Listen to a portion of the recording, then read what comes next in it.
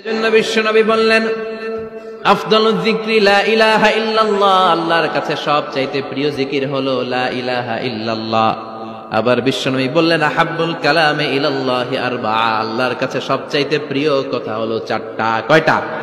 সুবহানাল্লাহ, আলহামদুলিল্লাহ, লা ইলাহা ইল্লাল্লাহ। সুবহানাল্লাহ,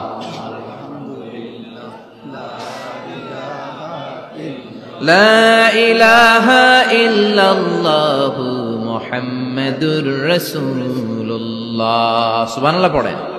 চারটা কথা আল্লাহর কাছে সবচেয়ে প্রিয়। একটা হচ্ছে সুবহানাল্লাহ, আরেকটা হচ্ছে আলহামদুলিল্লাহ, আরেকটা হচ্ছে লা ইলাহা ইল্লাল্লাহ, আরেকটা হচ্ছে আল্লাহু আকবার। এই যে শুরুতে তিনটা তাকবীর দিছি, এই তাকবীরটা আল্লাহর প্রিয় কথা। আর যে চারটা, এই চারটার মধ্যে একটা আছে না নাই? আওয়াজ করে পড়েন আল্লাহু আকবার।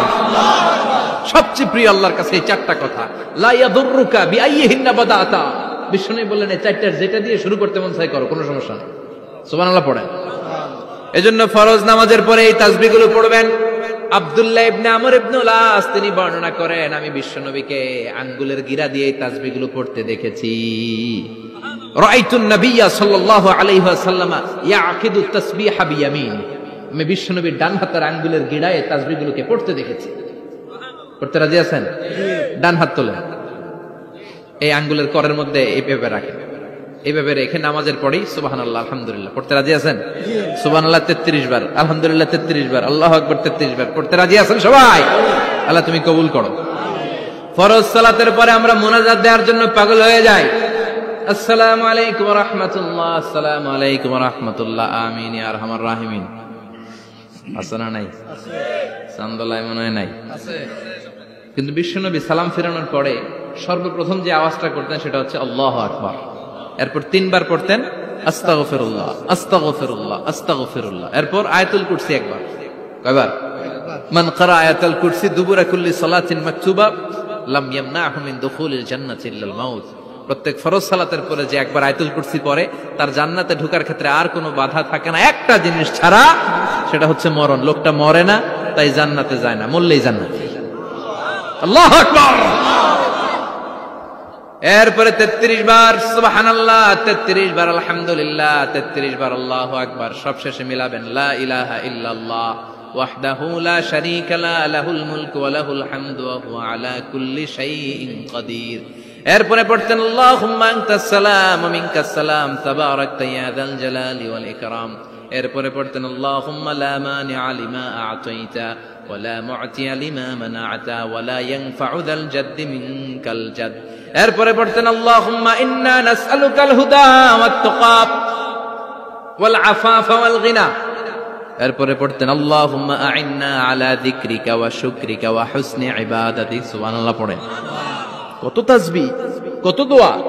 আবার ফজরের সময় পড়তেন আল্লাহুম্মা বিকা আসবাহনা ওয়া বিকা আমসাইনা ওয়া বিকা নাহইয়া ওয়া বিকা নামুতু ওয়া ইলাইকান নুশুর। সুবহানাল্লাহ পড়েন। এগুলো পড়েন না? আল্লাহুম্মা আমিন ইয়া আরহামার রাহিমিন। কত বড় ডাকাত। ফরজ সালাতের পরে তাসবিহগুলো পড়বেন। কথা বলেন, পড়তে রাজি আছেন সবাই? আর তাসবিহ শেষ হলে দোয়া করেন, সমস্যা নাই। দোয়া করতে হবে কার কাছে? বিশ্বনবী বললেন আর দোয়া মুখুল ইবাদা, দোয়া হলো ইবাদতের নির্যাস। যার দোয়া নাই ওর কিচ্ছু নাই। দোয়া করেন নাই তো নামাজে কাজ হবে না, দোয়া করেন নাই রোজায় কাজ হবে না। কথা কোন? আর দোয়া মুখুল ইবাদা, দোয়া হচ্ছে ইবাদতের নির্যাস। আবার তিরমিজির বর্ণনায় বললেন আর দোয়া হুয়াল ইবাদা, দোয়াটাই নাকি ইবাদত। দোয়াটা ইটসেলফ, এইটাই ইবাদত। নামাজ যেমনি ইবাদত, রোজা যেমনি ইবাদত, হাত তুলে যে দোয়া করলেন এইটাও ইবাদত। সুবহানাল্লাহ পড়েন। এটা মুমিনের ওয়েপন, সিলাহুল মুমিন।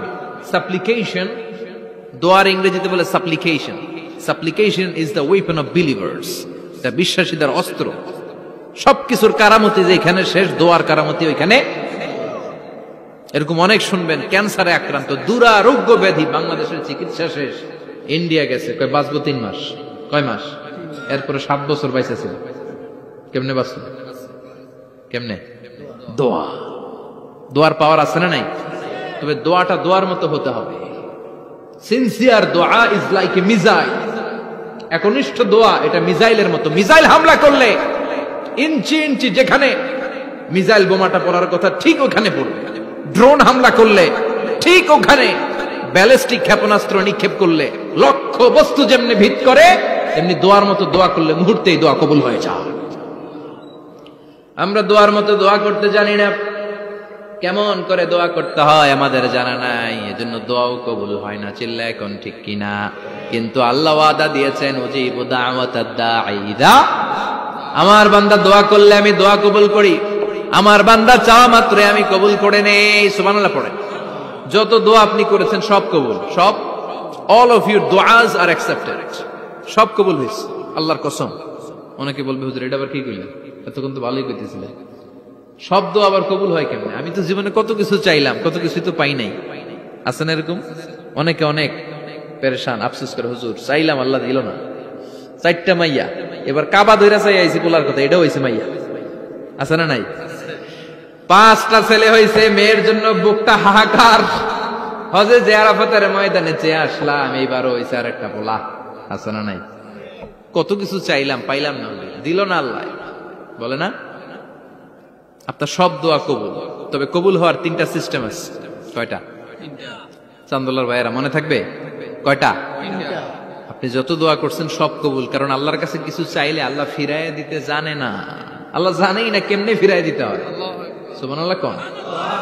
চাওয়া মাত্রই আল্লাহ বলে অ্যাকসেপ্টেড, যা কবুল, দিব দিব না এটা বলতে জানে না, চাওয়া মাত্রই বলে দিব। 3 সিস্টেম। নাম্বার 1, আপনি আল্লাহর কাছে দোয়া করলেন, চাইলেন, আল্লাহ বলে দিব, বলেই তিনি দিয়ে দেন আর আপনি খুশি হয়ে যান, পেয়ে গেলেন। নাম্বার 2, আপনি আল্লাহর কাছে দোয়া করলেন, চাইলেন, তখনও আল্লাহ বলে দিব, তবে এখন না, সবুর, একটু পরে দিব। কখন দিলে আমার জন্য ভালো, আমার চেয়েও ভালো জানে কে? আল্লাহ, পরে দিবে। নাম্বার 3, চাইলেন, দোয়া করলেন, আল্লাহ তখনও বলে দেব, তবে এখনো না, পরেও না, কিয়ামতের দিন যেদিন বিপদে পড়বে ওই দিন দেব। যেদিন তোর বাবা তোরে চিনবে না, তোর মা তোরে চিনবে না, বন্ধু বন্ধুরে চিনবে না, পীর সাহেব মুরিদরে চিনবে না, মুরিদ পীর সাহেবরে চিনবে না, ইমাম সাহেব মুসল্লিরে চিনবে না, মুসল্লি ইমাম সাহেবরে চিনবে না, কেউ কাউরে চিনবে না। ওই কঠিন দিনে তোরে আমি বাঁচাইয়া দেব।